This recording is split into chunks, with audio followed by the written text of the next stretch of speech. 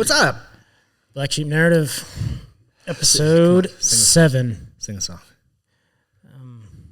No. I don't have anything on the top of my head. But I have three things to say. You're sweating profusely. No. Is it noticeable? I can see it dripping off of your... Can you hear the nose? Show the audience what you just... Melinda's ghost pepper wing sauce and condiment. 5 flames. 5 out of 5 flames. It's fucking hot, dude. Jon can't take the heat. Can't take it, dude. I used to be, it's just as I get old, I have an autoimmune disease. But as I get older, like I can't handle it. Yeah. Just like training. Like, dude, every morning I wake up, I'm like, oh my God, my body is just aching and sore. Old man. Old man, dude. I have 2 things to say to the audience.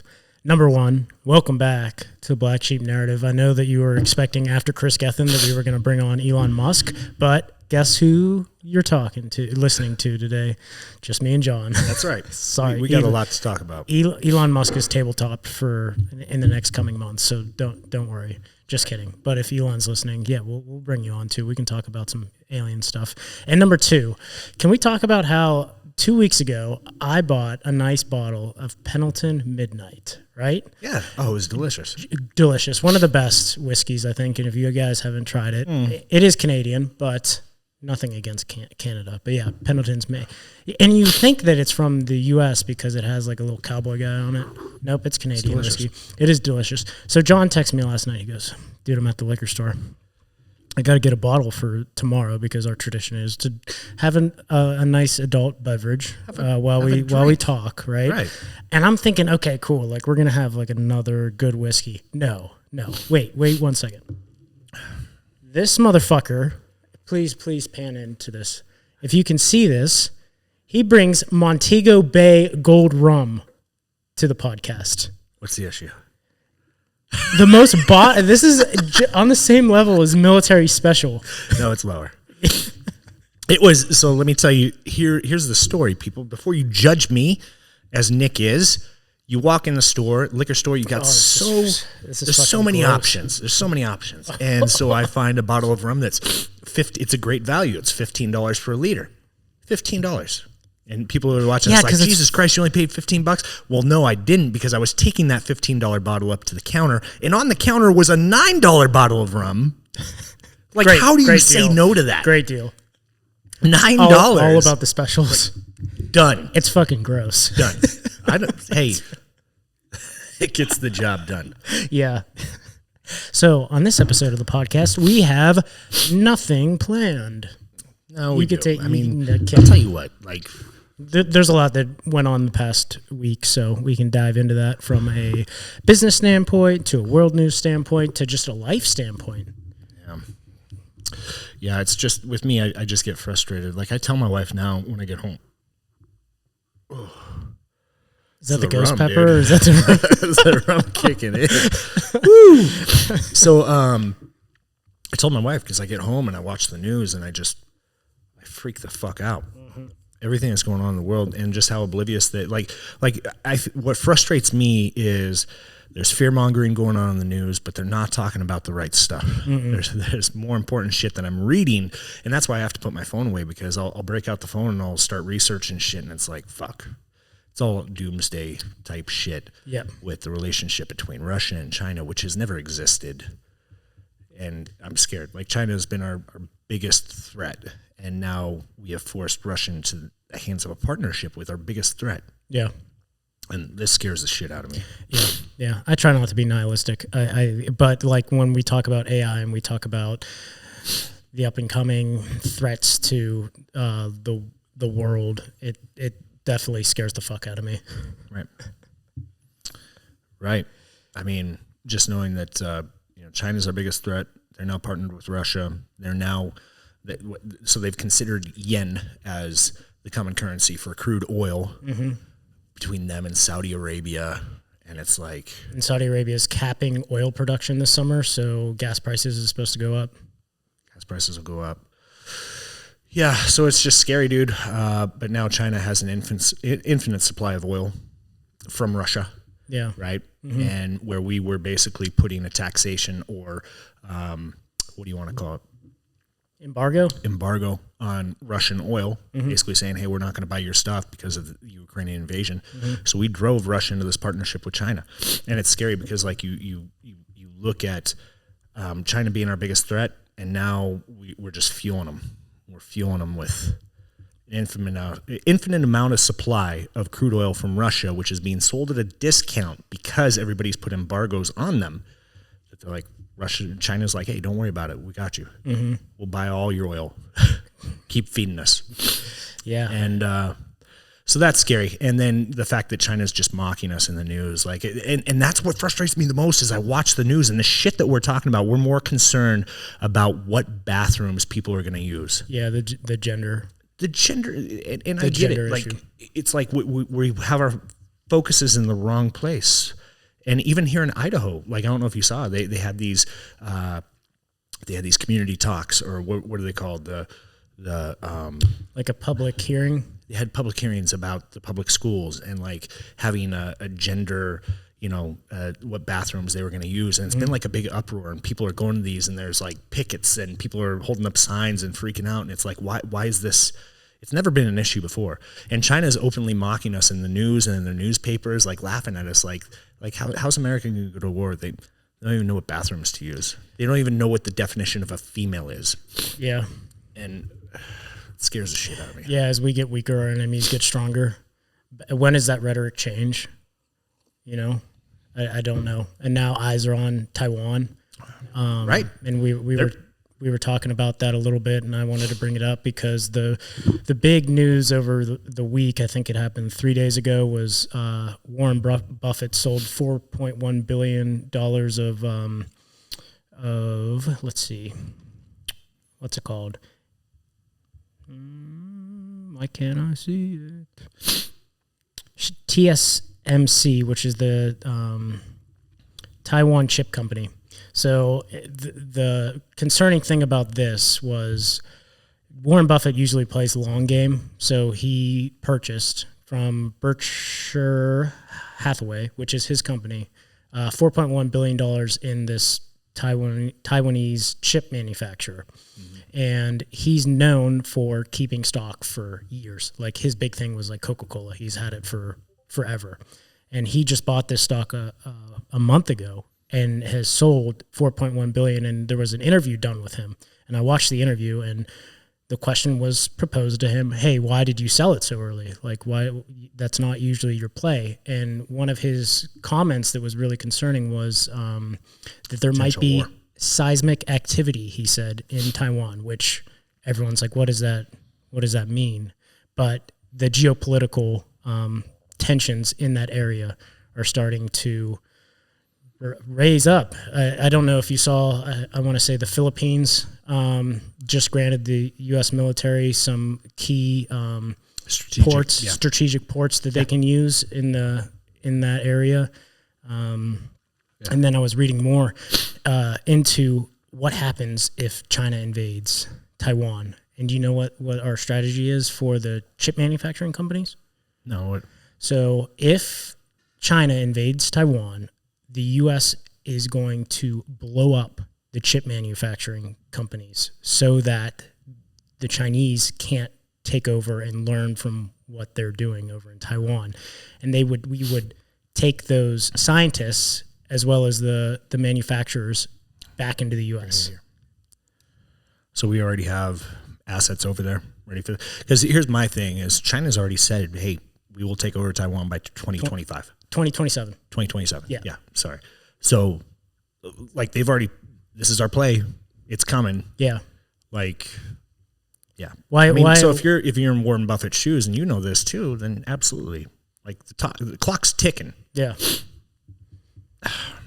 Yeah, that shit scares the fuck out of me because it's like, what does that look like? And people gotta open their eyes to be like the whole landscape of everything changed in a world war. China takes over Taiwan. World war. We're going. Yeah, I think that's our red line, right? Right, but why? Why Taiwan? Why Taiwan? Because they're they're a strategic partner to us, as well as that's them invading country Yeah. that we have ties with. So I don't know. Is Taiwan are they democratic, like a democracy? I don't know. I don't either. I totally derailed this thing by asking the message. But honestly, it's a question I have. Like, I don't know if it's more about the trade route. Is it, I think that's like, a big thing. Why was Taiwan so strategic to us? I think it just sends a message that if they're going to do this, who's to say that who's going to stop them other than the U.S.? Yeah. We can't just let China start being like, we want this. We believe that they're a part of us. The Philippines, they look pretty good. Like we'll take some of the islands. Yeah.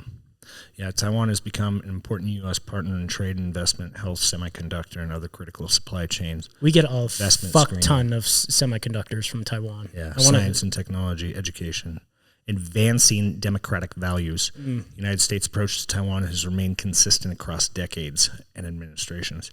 But it goes back to a comment that you made several podcasts ago, right? And you were like, what does this mean?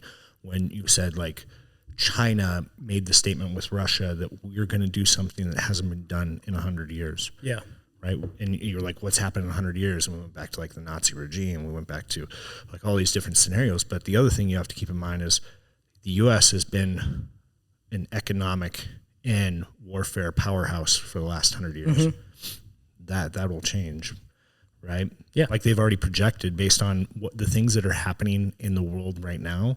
They're projecting in the next couple of years that we will slip from the strongest economy in the world to the third strongest behind China and India. Yep. Have you ever been to fucking India? No, but I've heard stories of people going over to India and it's a third world country. Yes. Have you been? No. I've been over to the Pakistani border, but yeah. Like if you look at videos of India and what's going on over there and how they're living, like I just remember being in downtown Los Angeles, and we think Los Angeles is like a built-up city and stuff like that, but there's homeless people everywhere. Yeah, there's little tents, and like now that's Portland has become that way. Portland never used to be that way. No. Seattle's become that way. No, keep Portland weird. It used to be like very liberal, but it was a safe city to go to and walk around, and it's not that way. I used to live in Vancouver, just right across the border, or right across the river from Portland. We'd go into Portland all the time. It was a beautiful city. It's completely changed. And that's what's scary to me is that's going to advance. That's going to spread as our economy diminishes. Not good. Not good. So wake the fuck up, people. Stop arguing over bathrooms and start worrying about what's real. Yeah, because life as you know it would change dramatically if that were to happen. If China does invade Taiwan, you're talking about a draft. You're talking about all of the young people, and women and men, because now women can get drafted. Going. And then what does our economy look like? Yeah. What about small businesses? Small businesses will suffer. The economy will thrive through the big names, the Halliburtons, Raytheons, the bigger companies, and the umbrella companies that support it. The military-industrial complex booms, baby. There's a Discord group I belong to that's focused solely on the supplement industry, and there was actually a topic of conversation in there yesterday. And with the recession and how many supplement companies are going to go out of business, I feel like we're still in a strong point. We may be small, but we're grounded and we know how to be strategic with our business. But yeah, there's a lot of businesses that are going to fold. Yeah. Looking inwards, I don't think we're spreading ourselves too thin. We don't have a lot of assets in other places. We're really just investing in ourselves. Yeah. But yeah, that's the question. It's like, who buys the most supplements? What's the age range? 18 to... Yeah. I mean, I would say our demographic, like I know our key audience is between the ages of 24 and 36. And guess what? They're gone. Mostly male. They're going to be gone. Yeah, that's a good point. They're gone. They're overseas. Fuck, we're shutting down. Yeah. I mean... That's a good point, dude. Now that you bring it up, it's like, oh, shit. Yeah. But that would be scary. for every small business. Every small business. Who's all usually like the waitresses, the people that are like the kids in high school that just need to get a job just to get some money so they can go out on the weekends or whatever. Like mostly it's young people that work like the drive-throughs, the small businesses, the restaurants, like they're all gone. Yeah. And that demographic is usually the ones that are spending more money, because usually when you get older, you get more conservative. You want to save more money. Like those are the ones that are going out to spend money on the restaurants, the movies, the whatever, bowling. I don't know. Yeah. But like, what does our economy look like? And then does it like, so does this UXO supplements, does our warehouse just turn into making fucking bullets? We're just going to we'll just sell the t-shirt printer and we're just going to fucking print bullets, baby. Just like World War II, right? Because a lot of the warehouses and factories, they all just, for the war effort, man. Yeah. For the war effort. Damn. Yeah. Crazy. Yep. Because we won't be there. Me or you. We'll have to do something here to support the war. Hell yeah. We're going to be make patriotic t-shirts. Making landmines in the back. Making patriotic t-shirts. Caffeine spiked collagen for all the ladies. Yeah. No, the ladies will be over there too. That's the thing. Yeah. Right? Because they had to selective service. Now they have to sign up for it. It's crazy times, my man. I hate for it to sound doom and gloom, coming on here, but these are the things that like keep me up at night. Like literally, I stay up at night and I'll go down rabbit holes and I'll just start researching shit, and one thing leads to another. And I'm sure there's other people out there like that, but for sure, just it frustrates me when I turn on the news and we're arguing about the wrong shit, or who wore what to the VMAs, and yeah, get out of here. Yeah, it's just like what can we do about it? Like, usually with living in a republic, because that's what we are, and with having nominees from every state, your state representative, you should be able to, hey, call them, which you can call them and say, hey, I believe that we shouldn't go to war. This is why. And everyone, they're always like, write to your congressman, call your congressman, call your senator. And it's like, do they represent us anymore? Do they want to go to war? Like, do they want to push? Because I know probably a lot of them have kids in the service. Yeah. It's a tough call, man. Like, I think it's inevitable. Like, we do have to protect our country. We have to protect our economy. Mm-hmm. And we can't afford to lose Taiwan. But yeah, we just need strong leadership in this country. I think that's the big thing we're missing is everything's so wishy-washy. And take money out of politics. Take money out of politics? Mm-hmm. As far as that you can have a big pharma or a military industrial complex like a Raytheon say, hey, this bill is going to get pushed, but your election is coming up, so we're going to give you some money for your next election. This is the stuff that's behind the scenes and is documented that, hey, we're going to give you a little bit of money so that you can, you'll have enough money, because that's what it takes is a fuck ton of money to actually get reelected usually, right? You need millions of dollars for campaigns. We're gonna give you a couple $1 million, but when that bill comes, we expect return on our investment. Yeah, dude, we just need strong from the top down. I don't know, but I don't know. I think you're right. Like taking money out of politics, like make it fair game. But, dude, I just shocked that like President Biden is going to run for a second term. Yeah. How old is he? He's like 108. He's up 108. 80 years old. He was born in 1942. God damn. It's not what we need. That's another question. Like, should there be an age cap too? Like, do you think it's an age cap to join the military, right? Yeah. I bet you. Well, that's going to be removed. It'll be removed, dude. It's going to be like you're 50 years old. You're going. Shit, we need every man and women that we can gather. Yeah, I may be going back over. You think? Would you go? Would I go? Yeah. Dude, this is what scares me. Would I go? Yes. What would scare me more is leading the troops that we have now. Yeah. I think people grow up in the trenches. I think so, and I hope so. You know, I hope so. You're not gonna, you won't be TikToking over there. I'll tell you that much. It's a different, and it's crazy to see the quick shift in how it shifted. Like I remember when I first went into the military, right? Mm-hmm. I went in and it's like, dude, we were all hard pressed. Like we wanted to go. We were excited to go to Afghanistan and stuff.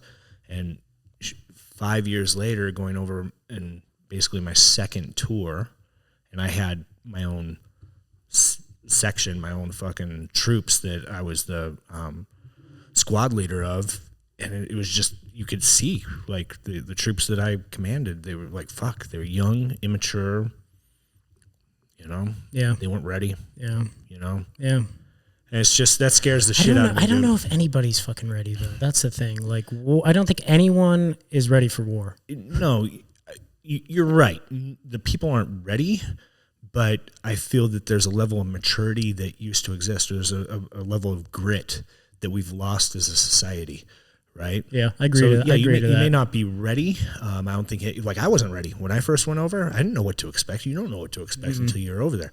But we were ready to take on the challenge, like bring it on, like let's fucking see. And yeah, you run into situations that change you. You run into situations it's like, oh fuck, you can't be prepared for. But the second time going over, it's like you could tell that hunger wasn't there. They were more concerned about how do I get my Xbox over here and how do I. It's like, are you fucking kidding me? Like we're living in a tent. You're concerned about an Xbox? Yeah, you know.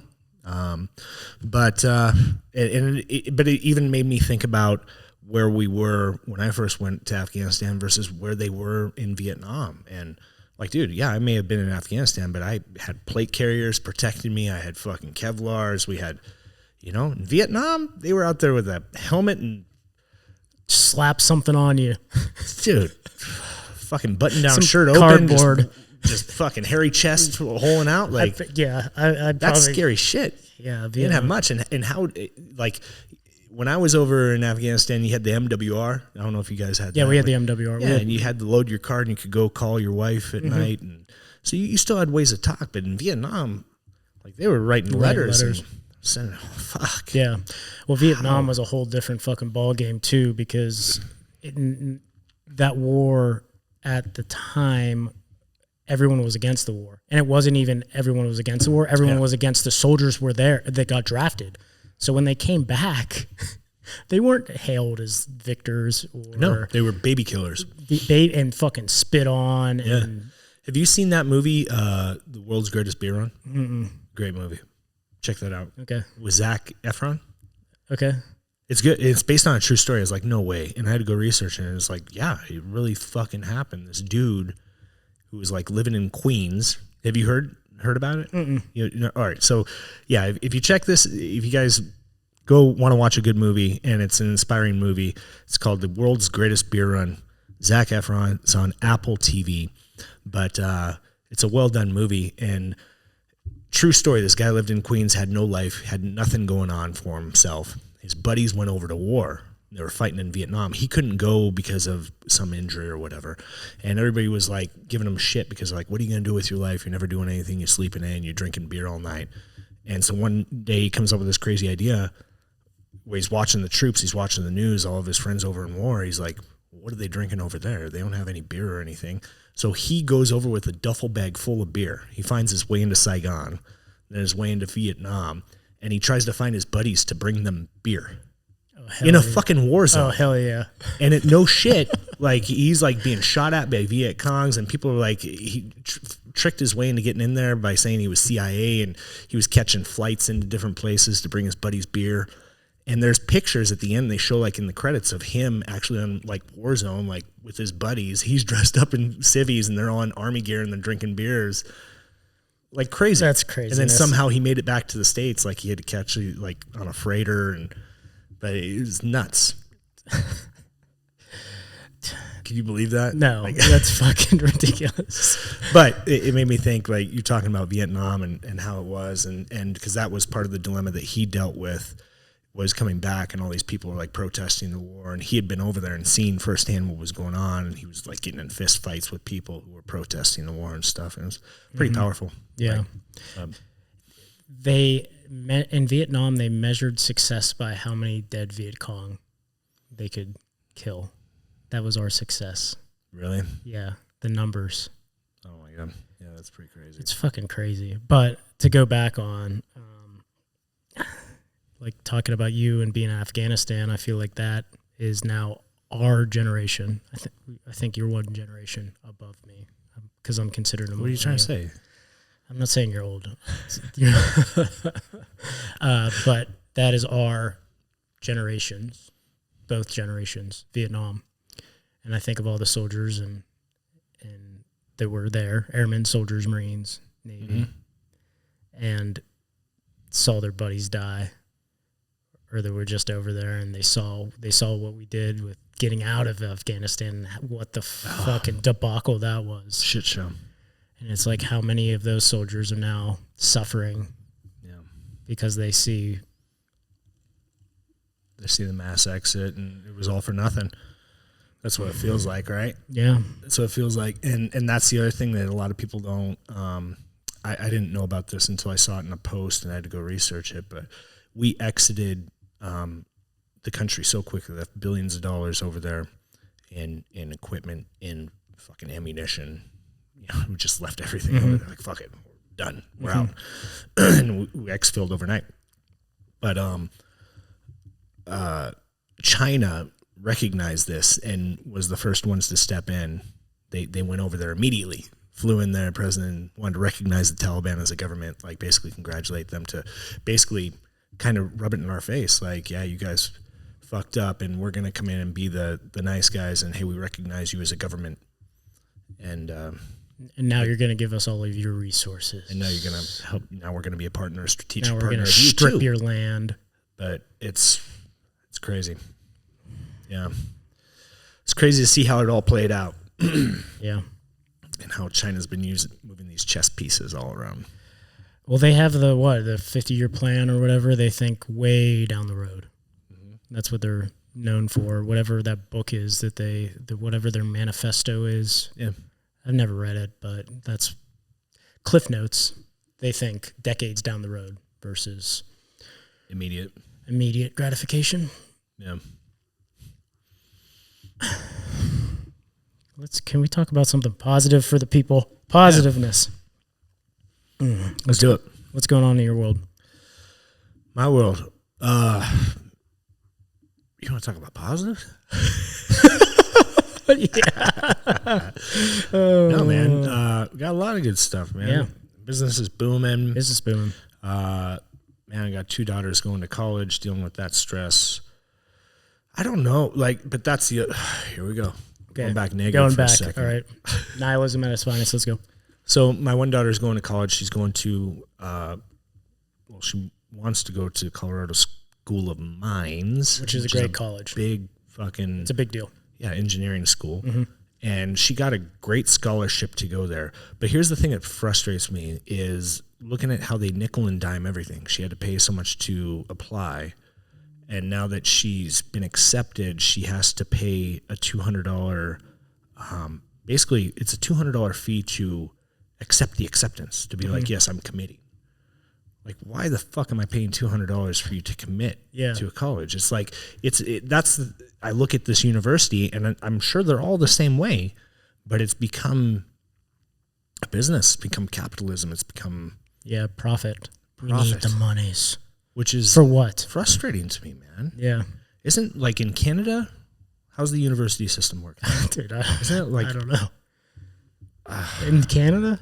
Some of them, or maybe it's in France, but somewhere it's free. Like, universities are free. Europe, right? Yeah, Europe. Like mostly Europe has the free. I don't know if it's like, I don't know if you can go to like Oxford for free over there. Yeah, but like the big universities, but like the community colleges that we have are basically, I want to say, free over there. Yeah, which is crazy. And like looking at Acadia, so like universities in Canada, even Acadia University, you're looking at $8,000 for undergraduate. Or my daughter, it's $40,000 a year. $40,000 a year. That's just for tuition. Like, that's not counting books and obviously living.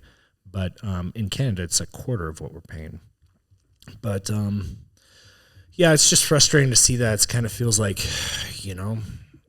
Well, most of the students that are getting out aren't even using their degree unless you like keep going on. Like a lot of like the engineering students, like because I went to Virginia Tech, and a lot of my friends that were in engineering, they had to go and get their master's degree or doctorate degree just to even get a job. into like the engineering firms that they wanted to. Like they could get entry level jobs for engineering, but you need more. You need more knowledge. More. And you're already coming out. More money. You're already coming out of pocket. Well, and so that's what I'm saying. So I'm doing the math in my head. Like my ex-wife, she's like, "Hey, let's plan a trip down there. Let's go check this out." But I'm like, are you sure this is even what you want to do? Like, are you sure you're going to be happy with engineering? Like, if we like fully play this out, because in my mind it's like, oh, $40,000. That's $160,000 that she's going to have in student debt. But I'm sure she doesn't realize that. Like it doesn't. I don't think it comprehends to her. And that scares the shit out of me. At least I didn't comprehend. You're going to be $160,000 in debt as a 24-year-old, right? Mm-hmm. Getting out of college, 23-year-old. And if you're not going to pursue that degree and really use it, like, holy fuck. Yeah. So that's why it scares me, like the university just turning into this capitalism, because like you just said, most people who go after a degree don't even end up using it. Like even myself, I got into sales and then I went into business entrepreneurship, right? Mm-hmm. A couple of my buddies, like one guy that I'm really good friends with, and he's in retail now, but he has his degree in political science. Yeah. He ended up in retail. Yeah. As a manager. Yeah, I know a lot of my friends that went to a university. You don't need a degree to become a retail manager. No, like I mean, I went and I wanted to be a police officer, and so I was like, I'll just do criminology, because at first at Virginia Tech I was like, I'm going to be an engineer, and then I went to Calculus 1 and I said, I am not going to be an engineer. Exactly, and that's where I'm trying to beat into my daughter's head too, is because it's not just the engineering piece. There's so many other things. Like, dude, I remember taking accounting, and that was my worst class. I was like, holy fuck, when you get into like accounting 201 or whatever, yeah. It's like, Jesus Christ, like, why do I need to know this shit? Mm-hmm.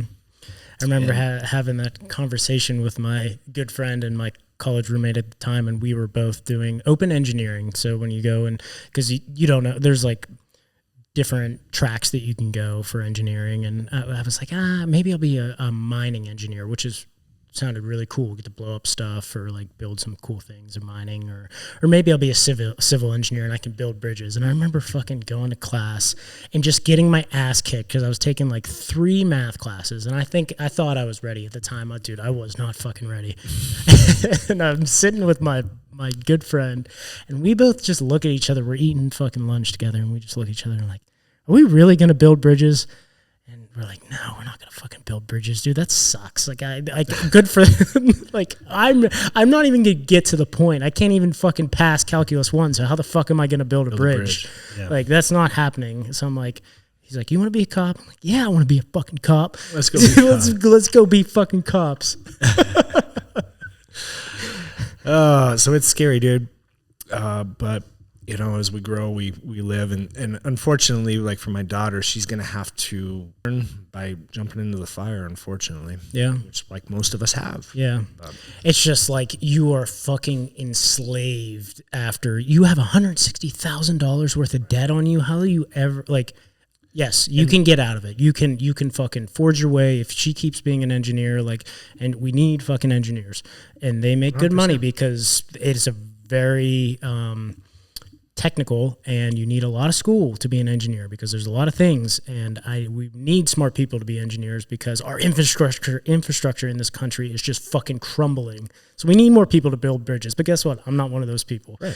But and it's a certain mindset too of the engineer people. Yeah. Like, it requires a certain mentality, mm-hmm. and that's my fear, is how many people are gonna, you know, like, as stupid as it may sound, I saw a TikTok once where it was a lady, she got her degree to become a doctor, and she's sitting there in her scrubs, and she like went through like all the stuff she had to do to become a doctor. And the last bullet point's the thing that sunk into my brain the most, was she like went through all these hoops to get there and spent all this money to get there, and she hates her job.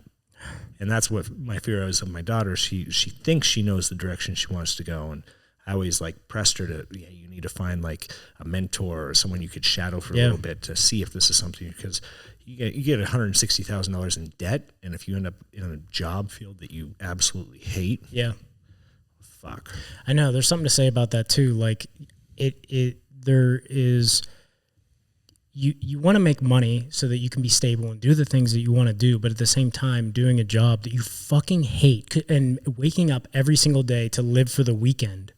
And to be like, just because I'm off, like now I can fucking relax. And then you're like, come Monday, you're like, fuck my fucking life. Yep. Like this sucks, you know? Dude, like Chris Gethin said last week on the podcast, right?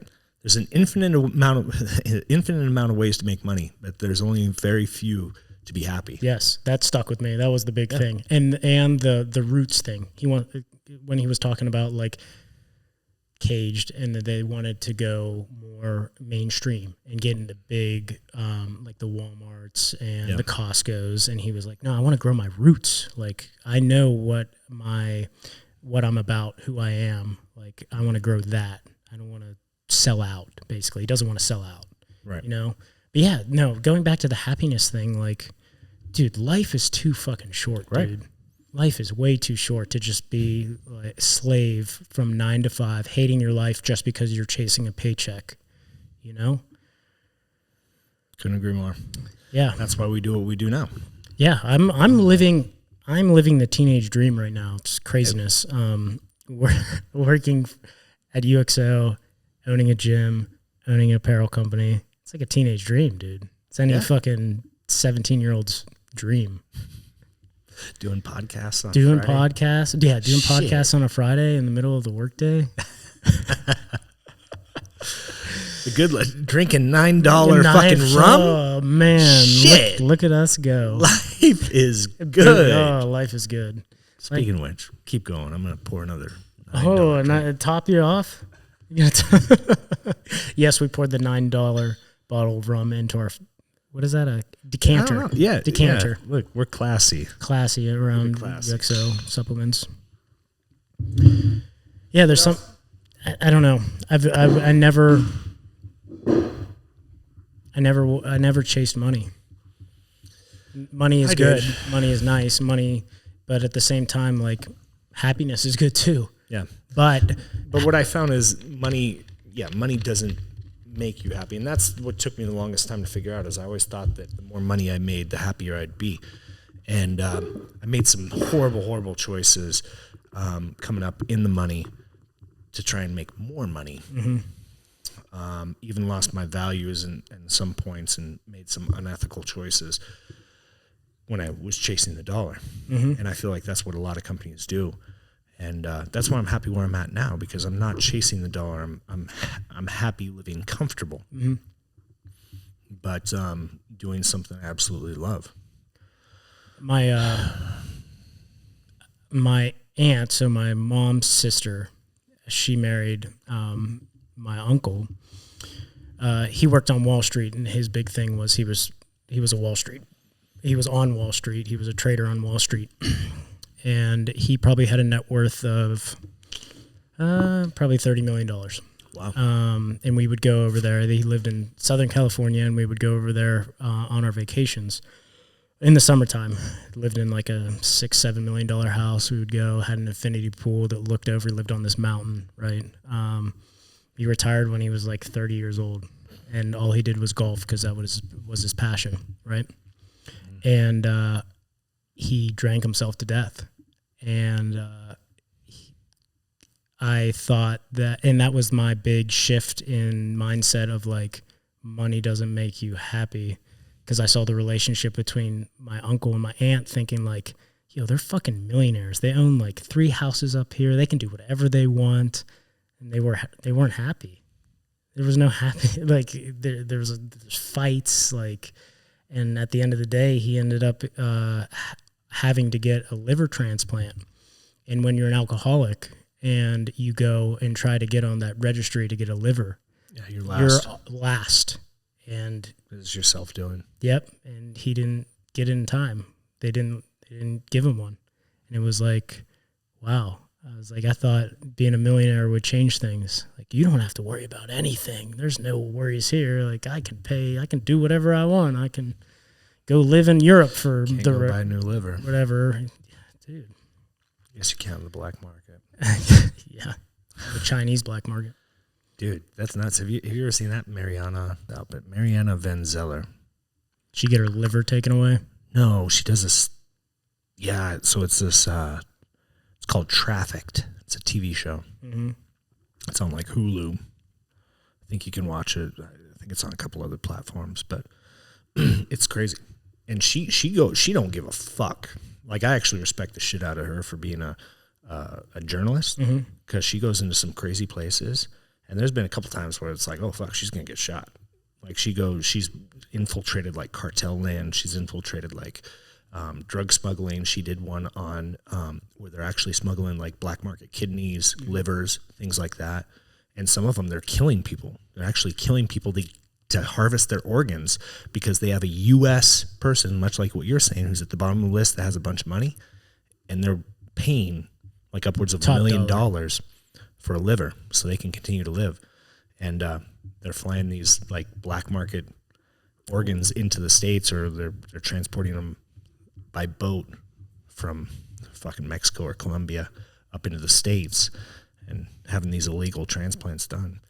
But dude, watch that. Like, dude, every single one of her episodes has been amazing, because she gets like into like deep, she gets in deep, infiltrates in deep, and somehow she always makes it into like the cartel one was scary. Like, they were ready to fucking shoot her, you know? And she's in there with the cameraman, you know, and the cameraman's even freaking like, oh fuck, you know? Yeah. And but she don't give a fuck. And she speaks, I don't know how many different languages, because she'll go down to Colombia and she'll be able to speak their language. She's been over to Europe. She starts speaking French. You're like, what the fuck? How many languages does she know? She's hardcore. It's a good series. Go check it out. Trafficked. Damn. Yeah, I got to check it out. Is that on the Netflix? I'm not sure if it's on Netflix, but I know it's on Hulu, and I don't know what channel it airs on. It's at National Geographic, it looks like. But yeah, she's done Pirates, Pimps, and Undercover Cops. Oh man, she's all over the place. I'm still crazy. I'm still stealing my streaming services from my mom. Shout out to my mom. Yeah, she only has Netflix and Disney Plus. So if you want to upgrade to Hulu, Mom, thank you. Yeah, set it up.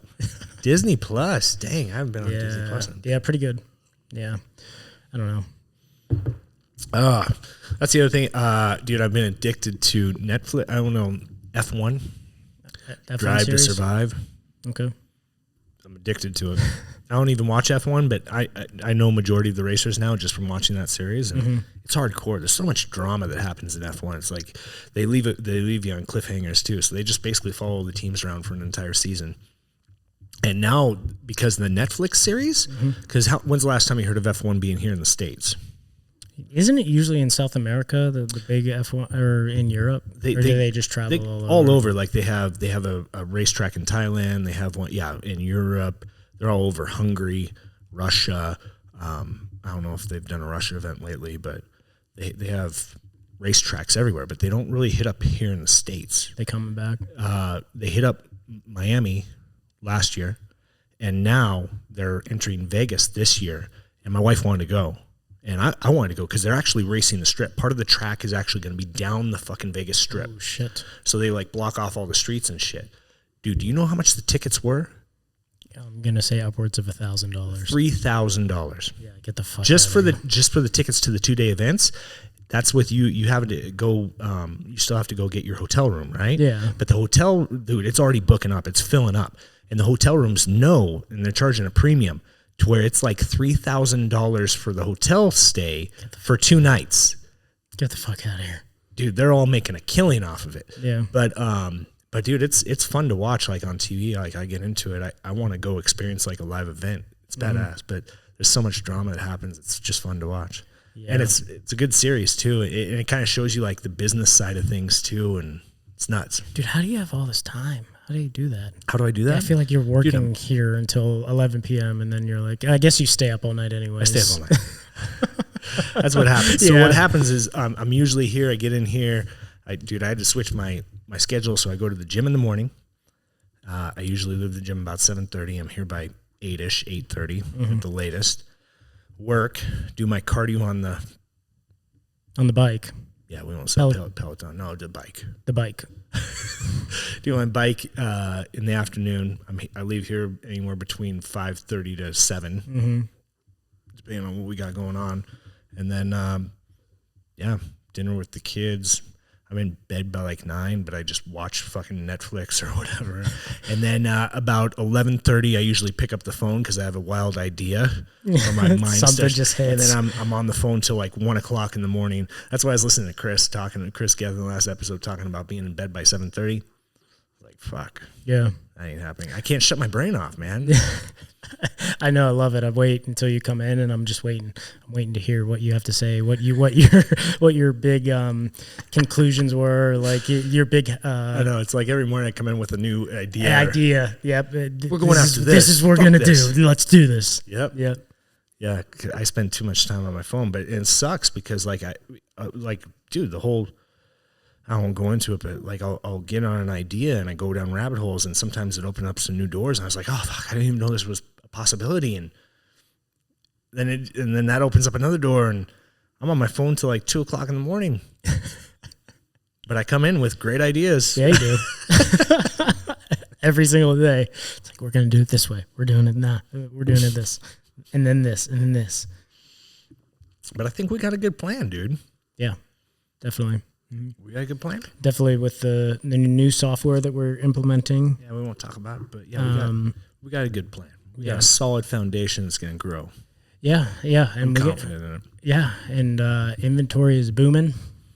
Inventory is booming. Yeah, we got that down now.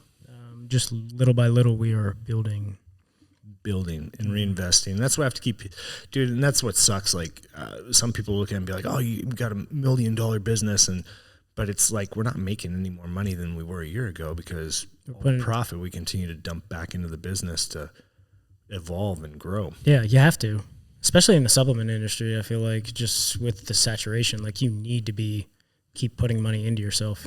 Yeah. Lesson 1, kids, especially that we have. Invest in yourself. Invest in your business, invest in yourself. You have to. Because the more you do that up front, it'll grow, it'll foster, and the more money will follow. Yeah. Right? Don't pocket the money now. Don't buy the Lamborghinis. Yeah. No. Save it. The Lamborghinis will come. Yep. Buy the printer system. That's how my days are all packed now, because I go from waking up, come here, 6:45, do that, go to the gym. Yeah. Till 7, maybe get a lift in, try to get a lift in, go home, do until death. Then start over. Maybe, oh, shit. I didn't even think about that. Let's go, baby. I'm living the dream, dude. I'm loving it. This is the time to do it, right now. Yeah. I wish I would have done it sooner. I was too busy chasing a dollar, living the corporate life, and, Yeah, but a lot of people don't get out of that. They don't. A lot of people are stuck. They don't. They don't take the leap. We did. I just did it too late. I wish I would have done it a lot sooner. It's never too late. It's never too late. No, you're right. Do you imagine if you were happy? I'm happy where I'm at with what we've accomplished over a short period of time, but I just wish I would have done it a lot sooner. There's always that regret, like looking back on things, and you learn and live. Maybe you weren't ready for it. Maybe if you were younger, that you wouldn't be where you're at now. Yeah, you wouldn't have the lessons that you learned at HP. And can you imagine still working there? No. Or just in a corporate 9 to 5. Yeah. Now you work 24/7, 7 days a week, 365. Yeah. But I own it. You own it. And you can do whatever you want. There's no one to say no to you. Yeah. You own the success. You own the failures. You own everything. Everything's on you. I love that. Yeah. Yeah. Yeah. You're not stuck in the mundane fucking cog in the machine, Your decisions impact a lot of people. And you can drive that fucking machine, dude, wherever you want to take it. Sometimes in the in the corporate world or in the military world, you just feel like you can be replaced at any time. And the majority of jobs you can be. That's the thing. Yeah. I know in the military, that's how I felt. So I'm like, I can't keep doing this. It's just plug and play, dude. It doesn't matter. You work in a gate, dude, front gate. Dude, you can put anyone out there. You don't even need training. You see that red button? If someone doesn't give them your ID, push that red button. That's it. That's all you need. That's when the barriers come up. Like if they fly past. Yeah. Just push the red button, dude. That's all you need to know. Okay, here's your little scanner. Scan it. If it's green, cool. Let them go. If it turns red, we're going to have to ask more questions. And if they don't stop, push that red button. That's all you need to know. There you go. So it's frustrating. It was frustrating. You never want to feel that way, you know? Is that what you did? You worked the front gate? So with security forces, as military police in the Air Force, you do base defense as well as the police aspect of things. But usually the more senior people, the NCOs, are working the roads because they have more experience doing the law enforcement aspects. So you're getting the people right out of boot, right out of your technical school, your AFSC. You can plug them into the gate and be like, exactly what I just told you. That's all you need to know. Here you go. Yep. As long as you're qualified in your weapon system and you know these couple things, yep, you can do it. You know, and it's frustrating. But you need people there. But I felt like my talents were being wasted. Yeah, underutilized. Yeah, because you're not using your brain, and it's like I don't want to. Some people fucking love it because it's easy. It's not difficult to do that, and some people love it. Cool, man. I couldn't do it. I think, there's a different mindset for every type of individual. Like even me being a business owner, I can understand why a lot of people cannot run their own business. And, there is a lot to it. People that, we've had conversations with people, and they ask you questions about it. Then ask me questions about Until Death, and it's like, there's a little bit more than just it's, $30 billion industry that you can just slap a label on something and call it your pre-workout. Like, right. No, but I even look at like not even just in the supplement industry, in any industry. There's a lot of stress, and it's too easy to get inside your own head. Like I even look at how often I become negative and get inside my own head and overthink things, right? And so I look at my experience and how long I've been in sales, how long I've been in sales management and leadership positions, even in the military. Like I fast-tracked into a leadership position to command my own troops. And with all that leadership experience, I still run into these mind blocks with the business where I get inside my own head. It's too easy to go down these rabbit holes, and like you become like you second guess yourself. And and if that's happening to me, think of somebody with less experience in business, right?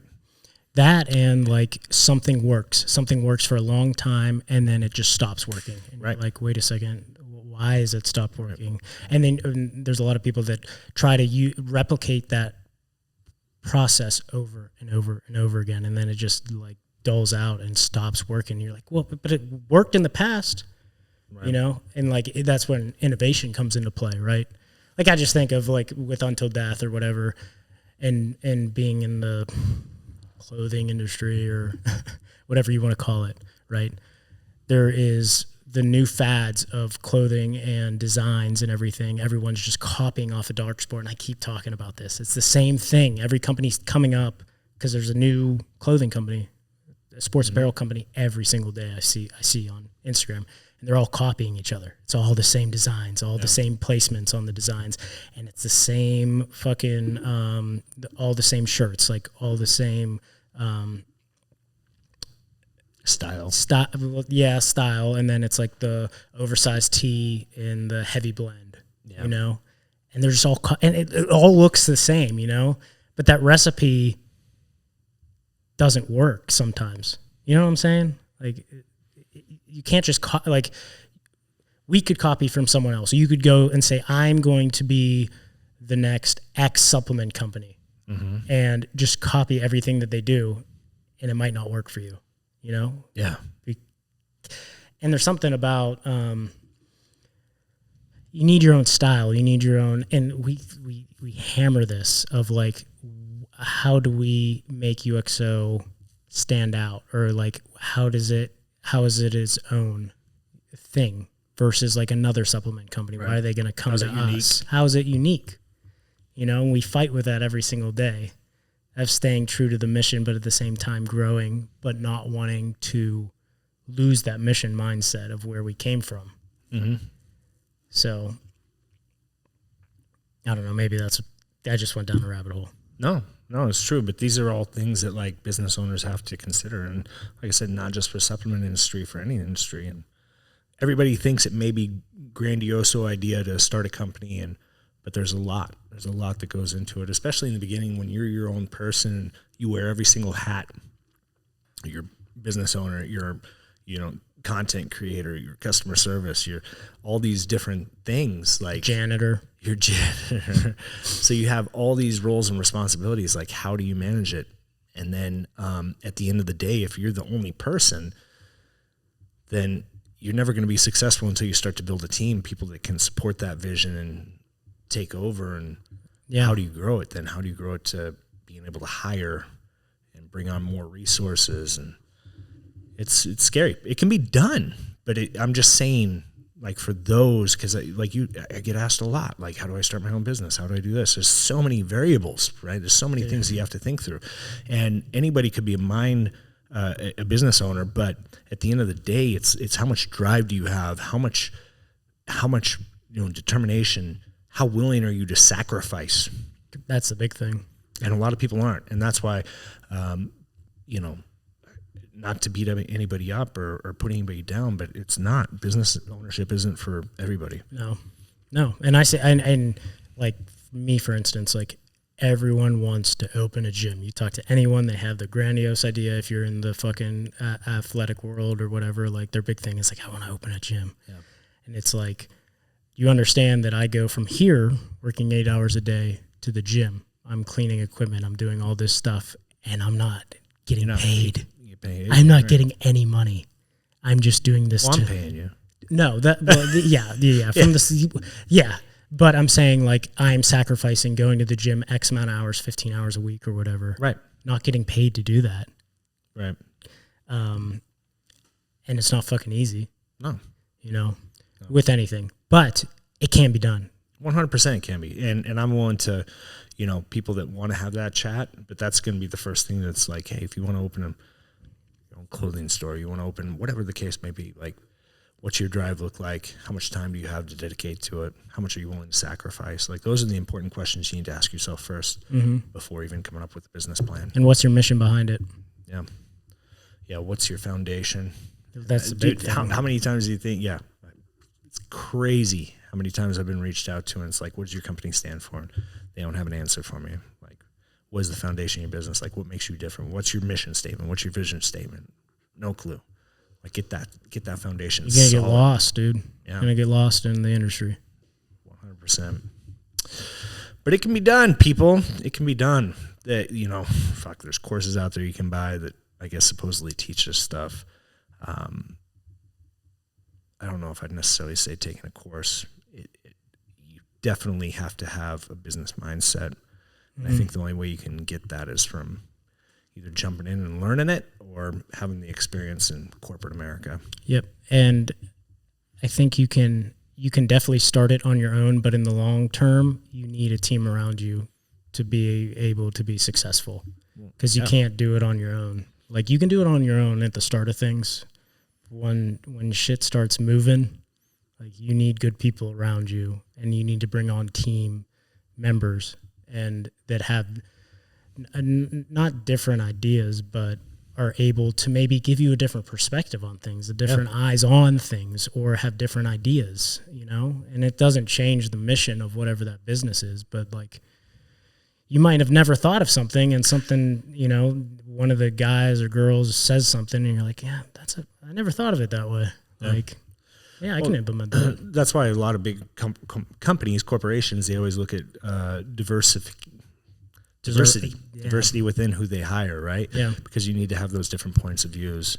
That's why they want, like, that's bottom line. Like, that's what they're looking for. It's not because they're trying to meet some policy set in place by law, but like a lot of big corporations, they have to have so many females. They have to have so many, different ethnicities within their leadership ranks within their, and the main reason behind that is to get different viewpoints, different perspectives. Yeah, because everyone walks a different life. So, yeah. Yes, sir. But anyways, that's the black sheep narrative, that's man. It, man. We just went off on tangents. Went down some rabbit holes. As is tradition. Yep. As is tradition. It's that $9 rum in our systems. Yeah. Burning and turning, baby. We've got some new guests coming on. So stay tuned. We appreciate you guys following, listening in, as usual. Stay grounded. Keep working hard. Keep working hard. And keep positive, because I think there is a lot of negative stuff out there that you can get bogged down as we talk about, but life is great. Life is beautiful. Life is what you and make this it. might be the only life you have. Might be? Might be. I don't know. Think we could have more? Maybe. Is that a whole nother episode? If you believe in reincarnation, or if you believe in, whatever religion that you believe in. I got you. You know? I got you. They always say, hey, you have 2 lives to live. Have you ever heard that saying? Is that the first life you die and learn or whatever? Yeah, so you have 2 lives to live, right? And you start living your second life once you realize you only have 1 life to live. Yeah. It's like your mind changes. And I felt that. Dude, I feel it 100%. 100%. Like when I realized, like, fuck, what am I doing with my life? Like, this is it. Like, I have 1 chance. Yeah. And that's what drove me to go all in. And I didn't hear that statement until after the fact. Like that saying, that slogan. It's like, oh, fuck, that resonates with me because that's where I was at. Yeah. I'd rather have failed and tried than not have tried at all. And lived with regret. Yeah. Yeah. I'm not going to be on my deathbed with any regrets. That's for sure. And with that, we sign out. That's the mission for you people, is this is your life to live. What are you going to do with it? Goodbye, my friends.